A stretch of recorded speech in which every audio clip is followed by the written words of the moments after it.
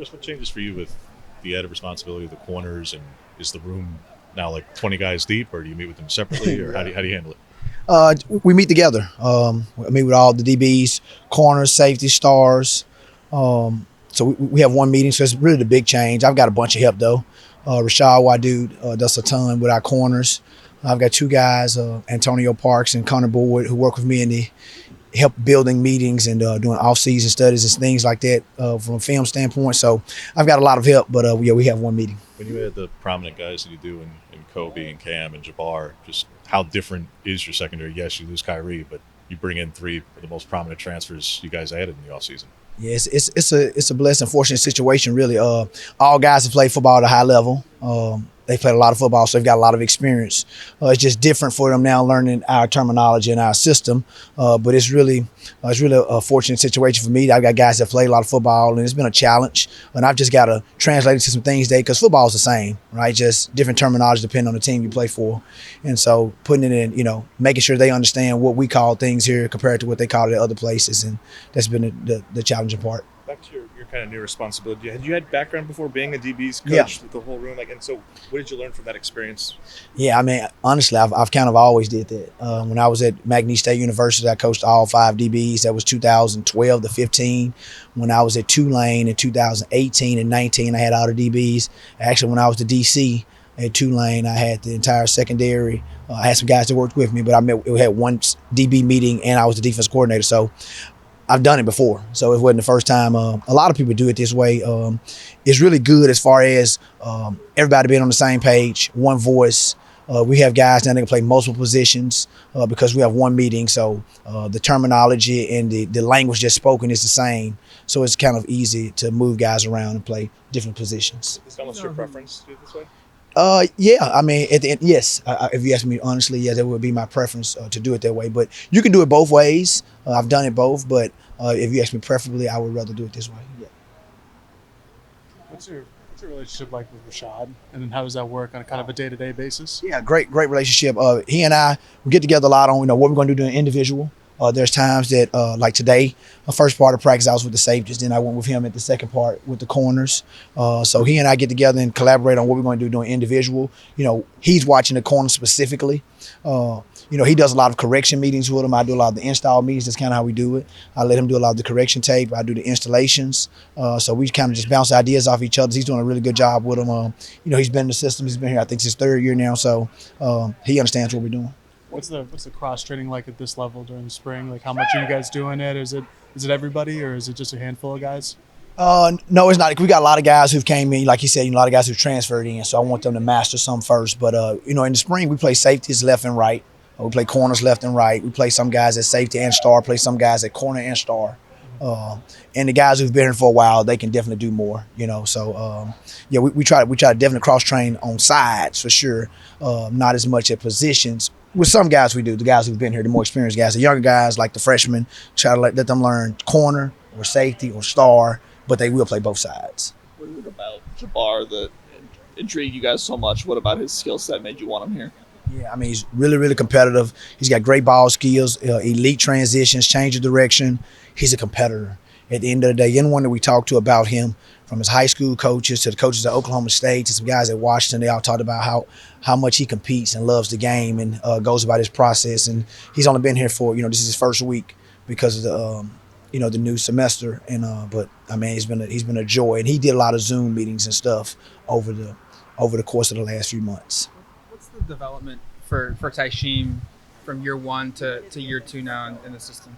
The biggest thing I've seen of him is he's became an elite communicator.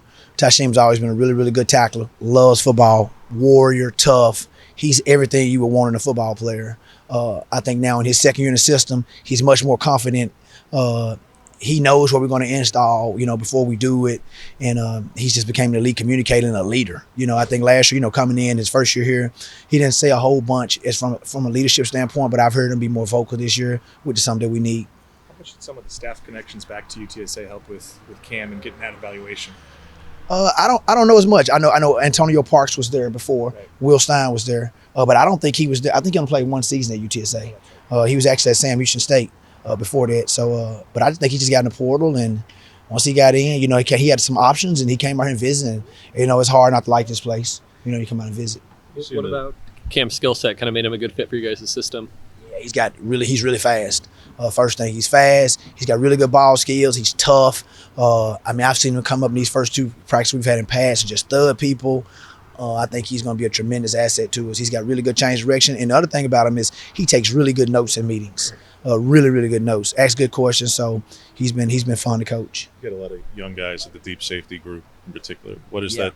How are the second and third groups kind of separating themselves so far, and who's kind of mixing with who and working with who so far? It's kind of hard to tell now. So like in the spring and in fall camp, we really don't do 1s, 2s, or 3s. We do green and yellow teams. I'm sure you guys have heard about this. So we do a green and yellow, mix guys up. So a lot of guys get reps. Tausim will be with a freshman, et cetera, et cetera. Kobe's with a freshman. They haven't been together. So we just kind of mix the guys up and let them play. But I think the young guys have shown a lot of promise. Just me from last year coming in, first year in the system, learning the terminology. So I was in their shoes last year, and I've been around a whole lot more football than they have, obviously. I was like, man, I was kind of a little bit overwhelmed. And these guys are they're catching on really good. I think we've got a really good group. There's no one that I'm like, man, I hate we signed this guy. I like them all so far, and they've done a really good job, and they're smart, pretty smart kids, and they really should be in high school right now. Do you expect Jaleel, or I know Rod is splitting it with track, but do you expect much of them here in the spring, or is Jaleel just recovering? We may get some out of him later on in the spring. He's out there now doing some of the walkthrough stuff with us, but that's about it right now. But I think his rehab's going pretty good now from talking to Chief and talking to Jaleel. He's in a much better space than what he was about a month ago. So I expect we may be able to get some out of him here at the end of spring. What's the ceiling with Jaleel just coming off last year? The ceiling? Oh, man, he's got a lot of potential.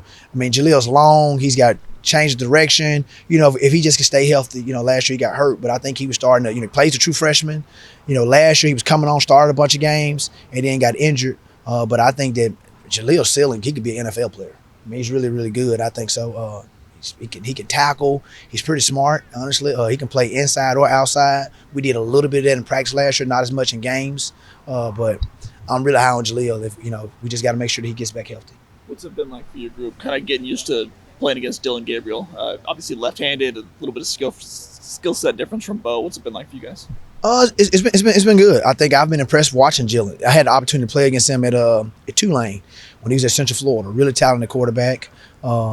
I think our guys have accepted the challenge. Our offense every day gives us a challenge. I don't know where we were last year, 2 or 3 in the country in total offense. So every day it's a challenge, but I enjoy it. It makes us better because we see a variety of things from our offense. We got a lot of good players. So it's been good every day for us. There's definitely guys added a corner in particular, allow you guys to do a little bit more in dime than you may have repped it last year, but we really didn't see it in games as much, Chris. Yeah, I hope we can. That's kind of the hope, is that we can utilize these guys' skill sets. We've got a bunch of them. We got some really good players. I'm really fired up about our corner group, and I think the more guys we can get on the field, the better. And I think it'll help us in pass coverage for sure.